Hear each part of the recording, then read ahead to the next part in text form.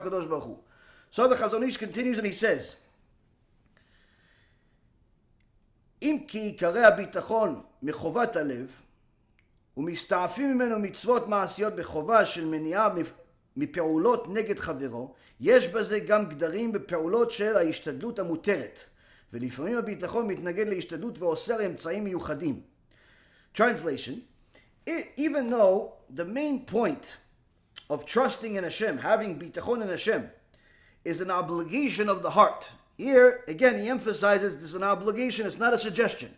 Many times people say, oh yeah, once I get to that level, not everybody's at that level. Yeah, I understand. You may not be at that level, but you should never view it as like, oh yeah, maybe one day, hopefully. No, you have to aim for it. Just like you're going to aim for having enough money so you can eat tomorrow, you have to work as hard as possible on your bitachon to acquire it as soon as possible. Why? It's an obligation. And the 10 times that HaKadosh Baruch Hu rebuked Am Yisrael in the desert is because they did not have bitachon in him. So the Chazon Ish says that even though the main point of having bitachon on Hashem is an obligation of the heart, with some practical mitzvot connected to it, such as the obligation to refrain from acting out against others, this is in the Chinuch, the Sefer Chinuch, mitzvah number 241, the prohibition for taking revenge. The Chinuch teaches us from almost 700 years ago, says that to take revenge against another Jew is 100% forbidden by the Torah, prohibited by the Torah. Not just because the Torah says you shouldn't take revenge against somebody, so you're going against it, but also because it shows that you do not even understand what happened to you and why it's happened to you. When something bad happens to you, as I said earlier, that's only because Hashem signed off on it. When he stole money from you, when she took something from you, when such and such hurt you, that's only because HaKadosh Baruch Hu signed off on it. Which means, if you want to take revenge against that person, that means that you are instilling power in them and not in the Creator that gave it to them to hurt you. And so why would he allow them to hurt you? Because you did something wrong. Because he's trying to teach you something. Because he's trying to elevate you. The point is there's countless different reasons that Hashem has to allow different things to happen in your life. By wanting to take revenge or even hating somebody in your heart, that is instilling power in something other than God. And the Sefer HaChinuch says it's a Isur Deoraita. It's a sin from the Torah. So this bitachon is not, again, a suggestion. It's something that only the big tzaddikim have, but rather it's a requirement of every single Jew or anyone that wants to be a Jew. And needless to say, anyone that wants to be a righteous Noahide also has to aim for it. Why? First and foremost, you'll be much closer to Hashem. Second of all, you'll have a much better life. Now, this mitzvah of having this obligation that we have of the heart also is connected to some practical mitzvot. Now, still, there are some limitations relating to the effort that one is allowed to make. So here we're veering into a very interesting topic where the Chazon Ish says, although it's an obligation from the Torah for you and you and you and you and you, male or female, young or old, to have trust in Hashem, although we're all obligated to do it, and although there are even mitzvot that are connected to it, like the couple that I mentioned, and others, there are times that you have to limit certain actions for the sake of bitachon. Now, Rabbi Ephraim explains it in such words, where he says, some people think that if you have ishtadlut, meaning you make certain efforts, that means you have no bitachon. This is false. To have ishtadlut, to make effort to make certain things happen, meaning, let's say, go to work because you want to make money and not dreaming that money is going to come down to you like man. Going to work to make money, that's normal, that's required even. Unless you have a much higher level of bitachon where you literally believe that money is going to come to you from heaven. Everybody in their own level. The point being is, what are you doing with that time if you're not going to work? Are you working on a Torah? Are you learning all day, all night? To just sit there, watch TV all day, don't think for a second that Hashem is going to give you money. The point being is that to have certain amount of effort does not negate having trust in Hashem. But it's very important to know that trying too hard does show a lack of bitachon. So this is the topic that we're going to discuss a little bit here, of what the Chazon Ish brings.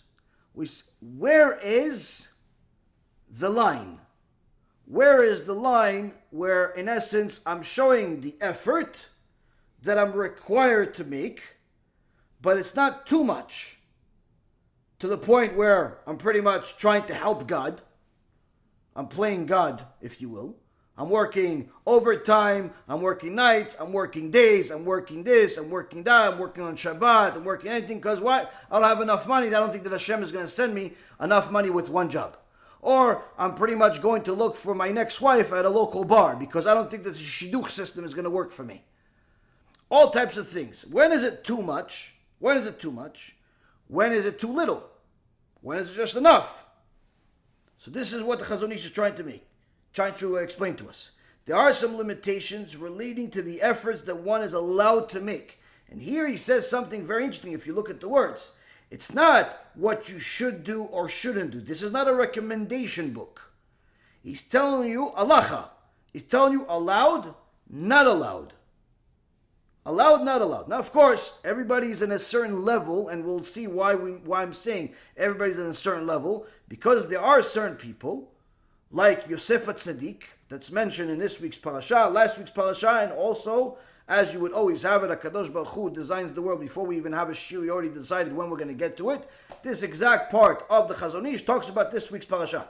So, the Chazon Ish is talking about Yosef HaTzadik. When Chazon Ish was writing this book, almost 100 years ago, HaKadosh Baruch Hu already knew we're going to give the shiur about it today. So here, we have Yosef HaTzadik. Are we on the same level of Yosef HaTzadik? Surely we're not. Are we expected to have the same level of bitachon as Yosef HaTzadik? Obviously not. He's the Avot. He's the 12 tribes. But it doesn't mean that we're that far away either, though. The rules are still the same. So here, we'll also learn where Yosef went wrong. And we're only allowed to say it because the Torah says it. Now, sometimes having bitachon clashes with worldly efforts and prohibits specific steps. We have obligations to consider carefully any act before we do it, making sure that it's in keeping with the trait of bitachon. So here's a very important rule of thumb that distinguishes anyone that's connected to the Torah to the rest of the world. Most people think that if you have the exterior look, that makes you connected to God. Most people think that if you're Jewish by birth, that makes you connected to God. This is not the case. Why? Because you cannot be connected to something you know nothing about, or perhaps worse, you contradict. A person that violates Shabbat on purpose, a person that wastes seed on purpose, a person that cheats in business on purpose regularly, a person that goes against the Torah regularly, cannot say that they're connected to God in a good way. If anything, if there is any connection, is that God hates you. If there's any connection, is that God is going to punish you. If there's any connection, it's not a good one. Why? Because you're constantly going against Him. You cannot say, I love Hashem, while you violate His Shabbat. Because if you violate Shabbat, you're simply telling Hashem you don't even believe in Him. Look, Gemara Masechet Shabbat specifically says that someone that violates Shabbat is like someone that's running in the middle of the street, screaming as loud as he can to Hashem, I don't believe in you, Hashem Yishmor. I don't believe in you. That's what a Mechalel Shabbat is considered, as if someone that's running in the street screaming to Hashem, I don't believe in you. Why? Because the Kadosh Baruch Hu says, I created the world in 6 days, and I rested on the 7th. And you're going to keep the Shabbat in order to testify that I created the world in 6 days and rested on the 7th. Which means that by you violating Shabbat, you using your phone on Shabbat, you driving on Shabbat, you doing business on Shabbat, even talking business on Shabbat, because that's what business is today, and always was. Most business is really talking. People think, no, I'm not making any transaction. I'm not sending him the goods. I'm not getting the actual property. I'm not signing the contract to buy the piece of real estate. We're just talking shop. That's business. That's business. 99% of business is just simply talking. Delivering the goods is 1 second. When a person violates Shabbat, HaKadosh Baruch Hu is saying, why do you keep screaming out to the whole world that you don't believe in me? At least keep it quiet in your house. Be by yourself. Why do you have to scream out to everybody else and embarrass me like that? And still call yourself my son? You still call yourself my daughter? Shame on you. So now, Rabotai, most people don't think like that. Why? Because they don't think. Because they don't think. I know myself. I didn't think like this. Why? Because I didn't think. I was thinking about making money, building a company, being the next big investor. I was too busy trying to play a little God because I thought that I was responsible for things. I was going to do things.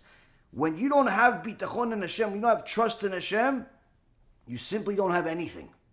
And you could write Be'ezrat Hashem on your little piece of paper and say Be'ezrat Hashem to people and say Baruch Hashem and still be against Hashem day and night. Hence the reason why the Chazon Ish is trying to elaborate on this point with minute details.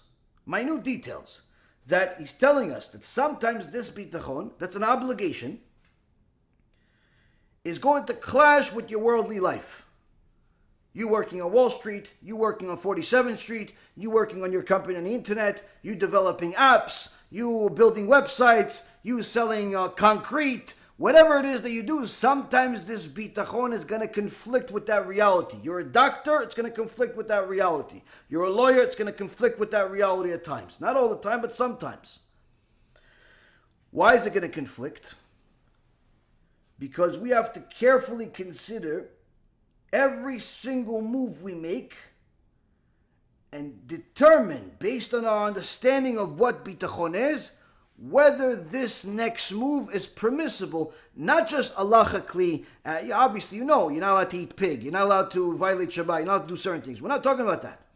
Whether this transaction is even permissible, whether you're allowed to make that extra phone call, whether you're allowed to beg somebody for business, whether you're allowed to take money from somebody that's not a kosher person, whether you're allowed to do certain things. There's unfortunately a very big disaster in the world today where you have many people that simply have not either learned Torah or just simply decided to go against it. I'm not really sure if there's so many going against it purposefully, but surely there's many people that are going against it because of ignorance. And it's gone to the point where it's become standard practice in the world today where people cheat in business. Standard practice. You buy something, they sell you something. From them, they sell you something else. Like, to actually get what you pay for today is a miracle, no different than Kriyat Yam Suf, the splitting of the ocean. It's literally miraculous. Why? Because what ends up happening is, many times the guy says to you, listen, I'm going to give you this. And you say, okay, I want this. What's the price? He tells you a price. He says, okay, let me shop around. Let me get a second opinion. Automatically, the guy drops his price. Automatically, without thinking, why, he wants your business right now. Now, that already, if he's willing to drop his price that quickly, that already shows questionable ethics. That already shows questionable ethics. Why? If that's your best price, why didn't you give it to me the first time? If you're able, now, if, let's say, for example, it's a minor drop. Let's say you're going to sell you something for $10,000, and you say, you know what, let me check it around. I have another offer. Let me wait for another bid. And he says, you know what, if you do a deal with me today, I'll give it to you for $9,500. I'll give you a 5% discount. Meaningful, but it's not the world apart. I'll take a little loss just to close the deal now. Before the weekend, before the month's end, before the end of the year. I'll give you, you know what, yalla, 10%. Up to 10%, it's not the end of the world. You have room for error over there. But if the guy tells you, listen, if you do the deal now, instead of $10,000, I'll give it to you for $5,000, you should not do the deal for free. For free, you shouldn't do it. If he was going to sell you something for $10,000, that right now he's willing to sell you for $5,000, what does that mean? First and foremost, it means that even at $5,000 he's making money, which means that he's ripping you off at $10,000. Ripping you apart. Second of all, he doesn't want you to go anywhere else, so much so he's so desperate that he's willing to drop his price by half because he knows that anywhere you go, even if it's around the street, you're going to find it closer to $5,000 and $10,000. which means he's a criminal. You shouldn't do business with him. And many, many other things, but without delving into one particular issue for too long, the point being is, if somebody is willing to drop his price so much, so quickly, he's not an ethical person. He's not an ethical person. Or he's just a really, really bad business person. Either way, you don't want to do business with him. Now, when it comes down to, even if, let's say, for example, you find somebody that's not going to negotiate and drop his price by 50%. Let's say you went, you shopped around, you decided, okay, I'm going to buy this XYZ goods for $10,000. Now you're thinking, we negotiated for a month. I told him A. He told me A. I told him B. He told me B. I signed a deal. He signed a deal. I went here. He went here. Everything. We're on the same page. We're even buddies now. I called him over. He came to my house. We had a couple of drinks. My wife got along with his. Maybe we're going to go away together one day. We're buddies now. Now, if you think that's going to make business easy, you're mistaken. Why? The chances of you getting what you signed for in today's world is almost unheard of. Why? You're going to get part of the $10,000 that you bought, just with a little bit of modification. You get the delivery. You see, hold on a second. I paid for metal. This is plastic. What's going on? You call your buddy, hey, listen, hey, Steve, how are you, buddy? What's going on? We had a good time last week. Okay, listen, I don't know, there's a problem with the delivery, and Steve knows exactly what's going on, but he's going to play stupid. Steve, listen, there's a problem. I ordered the metal, and I got plastic. The stuff is plastic, so obviously it's not good for my customers. I need the plastic. So when are you going to pick it up? All of a sudden, Steve doesn't know. What? No speak English. What? Whoa. What do you mean? No, that's what you got. That's what you got. That's what you got. You got metal-like. Look at the invoice. It says metal-like. What? What metal-like? What the hell is metal-like? What you got is metal-like. That's it. What? You know what? I'm going to come over. And he goes, and he tries to sell you the whole horse all over again. It's dead, but he's trying to sell it to you all over again. Why? That's business today. That's business today. Hey, Mr. Steve, you want to buy insurance? You want to buy a warranty for your product? No problem. Listen, we're going to cover everything, including your wife. We're covering everything, covering your kids. We're covering your dog. We're covering everything. Just $500 a year and you're good. Oh, you know what? It's not such a bad deal. $500. Okay, fine. You sign a deal. You're figuring, it's good to have insurance. 1, 2, 3 years pass. You don't need the insurance. On the 4th year, on the 5th year policy, bing, something breaks. Oh, Baruch Hashem, I was smart enough to buy this insurance. I thought it's a waste of money. You call the guy, hey, listen, I thought I was never going to call you, but happens to be, the thing broke. $500 I paid all these years. I need you to fix. I need you to give me something new. Oh, which policy did you buy? Who are you again? Your name? What do you mean? You just went to my house last month. What happened? No. Just remind me, what did you buy? Oh, you bought the 2016 policy? Yeah. Well, you didn't read it? I told you should read it. I looked. No, listen. That policy had a defect in it where the one thing that you need right now is not covered. Wow, man. But listen, I got a friend. He's in the refurbished business. You don't have to go buy a brand new $1 million thing you just bought. You could buy refurbished. You could buy this. You'll save the money. It's almost like you had insurance. And he sells you the dead horse all over again. That's business today. And anyone that's in the business world knows exactly what I'm saying. That's business today. You buy a house, you get something else. I remember, I'll tell you my own experience. How much business I have done in my life. I can tell you time and time again. I'm always expecting it now with anybody that I do business with. Somebody said I'm selling a house. Okay, let me see. Where's the house? It's on Wall Street. Okay, nice. Where is it? Oh, there's a building over there. They're converting the old House of Morgan into apartment buildings. Okay, fine. Let me look at it. Okay, fine. Let me look at what you guys have. Okay, I like this floor plan. You can't see anything. Nothing is built out. You just have a building, but there's no apartments ready. Okay, how much is this one? Oh, this one is a couple of $1 million. Okay, I'll buy it. Okay, I'll take it. Okay, where's the check? You give them the money. You have the money. It's no big deal. It's like you bought a $100,000 house. I bought $2 million houses. That's where the money was. Now, I bought the house thinking, I have the floor plan. That's the house. A year passes, year and a half pass. Finally, my house on the 35th floor is ready. I go and say, oh, you want to come see the house before we close? I walk in and I see It's nice. It's okay. You know, a few $1,000,000. You get something. It's not a bag of chips. But something's missing. I don't know what's going on, but something's missing. I'm not really sure what it is. And I'm looking. I'm like, something's wrong with this place. And then I look and I see, wait, so half the living room is this giant pillar you have here. You sure that was, I don't remember seeing that. No. That was there. That's part of the foundation of the building. What do you mean? Oh, maybe you don't remember the picture. You know what? Hold on a second. Let me get the picture. I get the picture. It's not in the picture. There's a giant column in the middle of the living room, the size of literally like 25 square feet. The thing was so big. In the middle of the living room. It's not in the picture. Not in the picture. Now you may think, okay, so it's a pole, whatever. Put some decoration on it, and no. When you're buying something, you want to get what's in the picture. You're not buying something they're going to sell you later. And we had to go through a whole battle that literally was a few $100,000 of difference. A few $100,000 of difference back and forth of whether this or that until they made a change. The point being, Abotai, is that they knew when I said it that it's there. And they still fought.